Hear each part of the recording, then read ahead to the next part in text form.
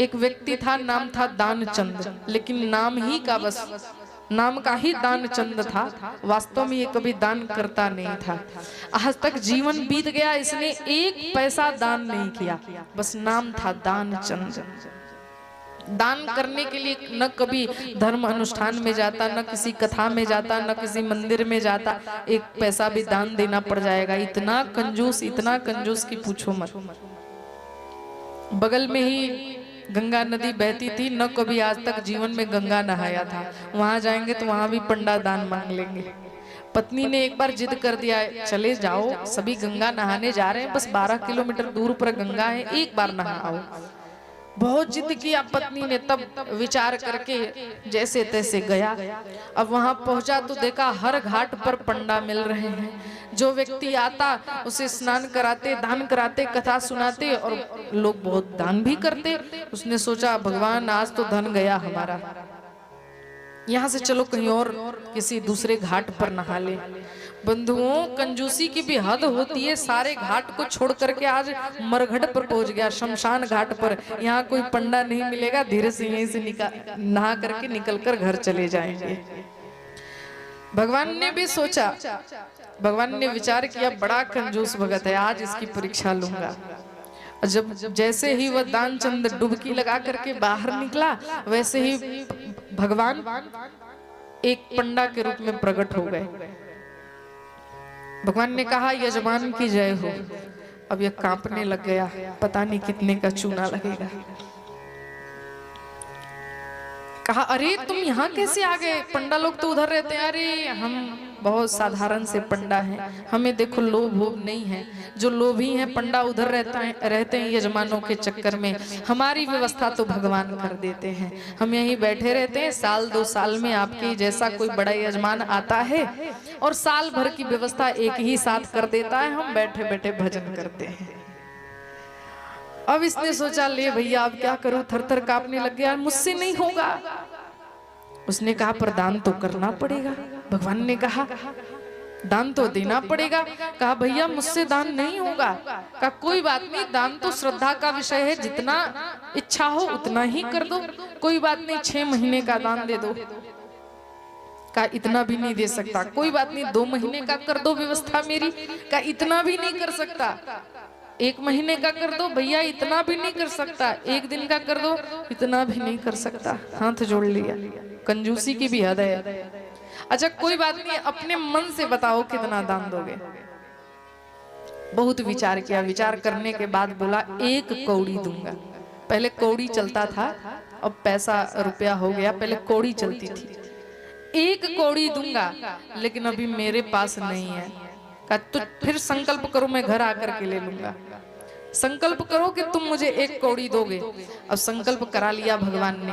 अब ये बेचारा संकल्प तो कर लिया, इसने सोचा 12 किलोमीटर दूर थोड़ी आएंगे कौड़ी लेने के लिए, इससे ज्यादा तो खर्चा हो जाएगा इनको वहां तक पहुंचने में। बड़े आराम से संकल्प कर लिया। अपने घर पर आकर के सोया ही था कि भगवान वहां पंडा के रूप में पहुंच गए।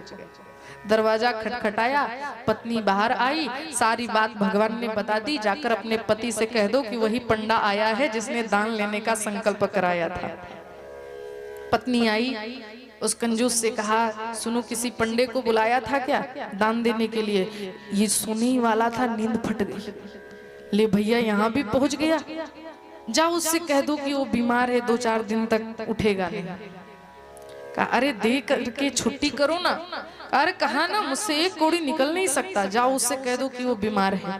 बेचारी पत्नी जाती है, जाकर के कहती है पंडा से कि देखो मेरे पति की तबीयत बड़ी बिगड़ी हुई है, आप चले जाओ, 2-4 दिन बाद आना। भगवान ने कहा, हाँ नहीं नहीं, ऐसा नहीं हो सकता। यजमान बेचारा बीमार पड़ा है और पंडा चला जाए, मेरा यजमान है, मैं उसकी देखभाल करूंगा, जब तक ठीक नहीं होता मैं यहीं पर रुकूंगा। अब वो और परेशान हो गई, दौड़ कर आई पति के पास। अरे बड़ा ढीठ पंडा है, वो जाता ही नहीं, अरे देकर छुट्टी करो ना।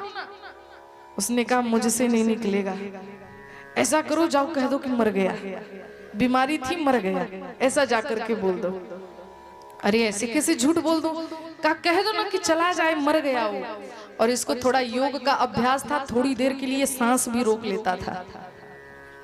ये इसकी पत्नी गई, जाकर रोते हुए नकली आंसू बहाते हुए बोली, अरे क्या बताऊं, मेरे पति की तो मृत्यु हो गई, अब आप जाइए यहाँ से।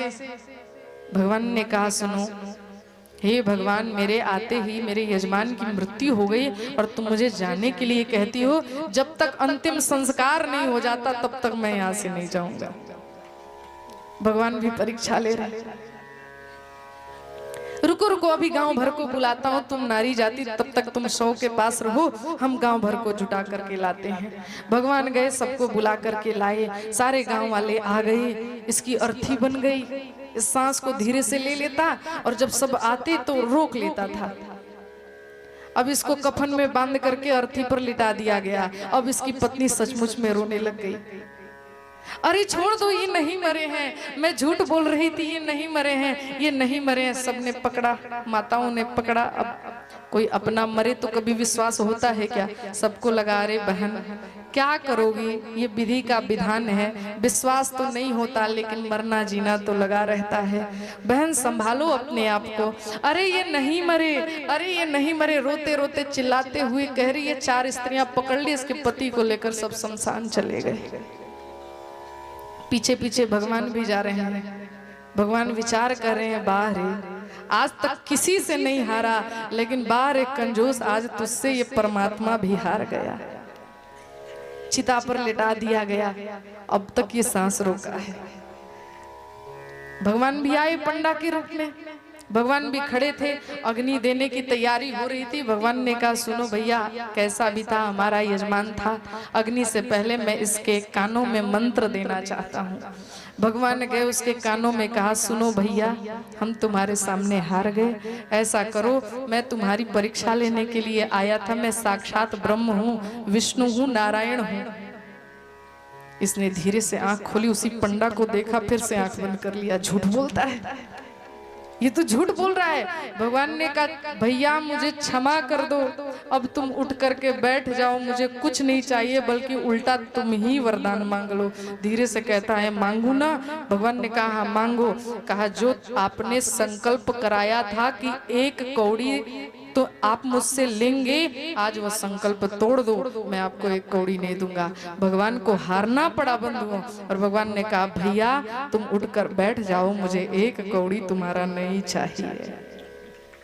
तो ऐसे ऐसे भी कंजूस होते हैं। उदार कहा लखन जी को। उदार किसे कहा जाता है? जो अपने सामर्थ्य से ज्यादा दान कर दे, उसी को उदार कहा जाता है। और बंधुओं, लक्ष्मण जी जैसा उदार इस दुनिया में कोई होगा ही नहीं। दुनिया वस्तु का दान करती है, लेकिन श्री लखन जी लाल राम भक्ति में अपने पूरे जीवन को समर्पित कर दिया, अपने पूरे जीवन का दान दे दिया। तो बताओ, लक्ष्मण से बड़ा कोई दानी है?